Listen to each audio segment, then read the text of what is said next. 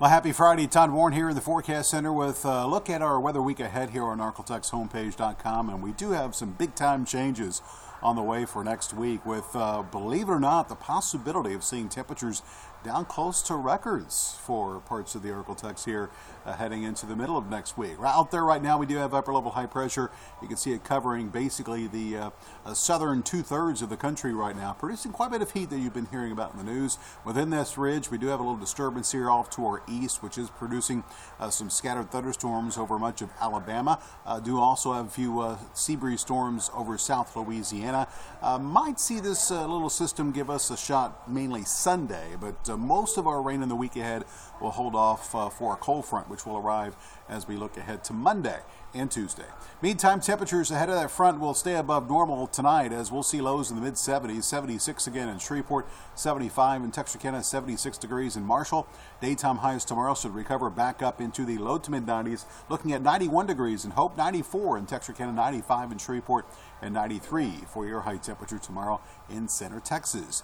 Combine this heat with still some decent humidity. Heat index values again tomorrow likely will be in the 100 to 105 degree range across the area. So if you're going outside, maybe to headed out to one of the area lakes, be sure to drink plenty of water and give yourself some relief from the heat. Get into the water, cool yourself off occasionally, as again it will be rather hot moving through the weekend.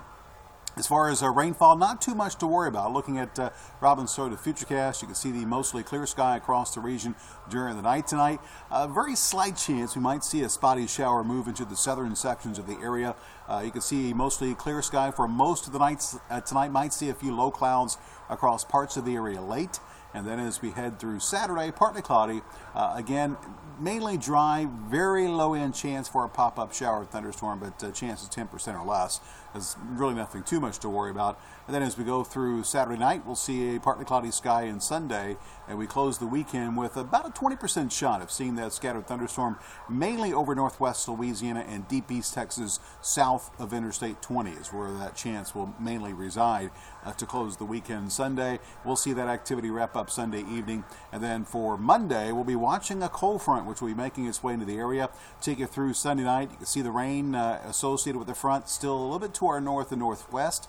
It will gradually work its way south during the day Monday. And notice not a whole lot of intensity indicated here with Futurecast. So not looking, although thunder possibility, not looking at much of any severe weather threat. And we'll see that chance of rain gradually become more widespread and focused across the southern sections of the area Monday night into Tuesday. We'll see that chance of rain continue. You can see that wind picking up out of the north to northeast. That's what's going to usher in some drier air, which will result in the return of some sunshine and also result in below normal temperatures for almost all of next week once we get past Monday and get that frontal system through here. Here's how all that's going to play out. You can see the upper level ridge, and notice as we go through time, that ridge expands to the west.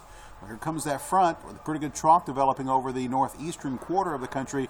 That's what's going to push the cold front through with this northerly flow aloft. That's what's going to push that front south. And then as that trough lifts out late next week, we'll begin to see the air mass modify somewhat. The ridge begins to build back in.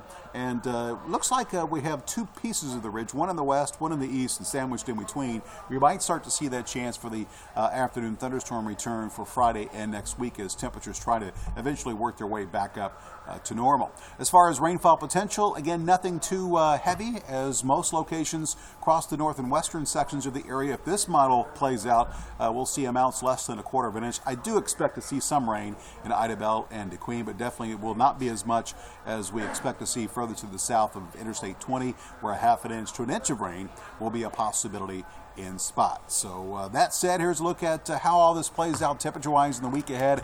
And you can see through the weekend we stay hot and humid, looking at highs in the mid-90s, lows in the mid-70s. Notice Monday 89 with the front around, lots of clouds, chance for some rain. The leftover rain ends Tuesday, and then we'll see the return of some sunshine Wednesday, Thursday, and Friday with a slight chance of rain returning for Friday. Notice those daytime highs all next week in the mid to upper 80s. In fact, Tuesday, 84 for the high.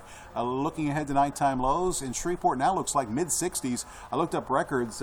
That's just a few degrees above the record lows for Tuesday and Wednesday night. So again, we'll be in the neighborhood of record lows in Shreveport and Texarkana.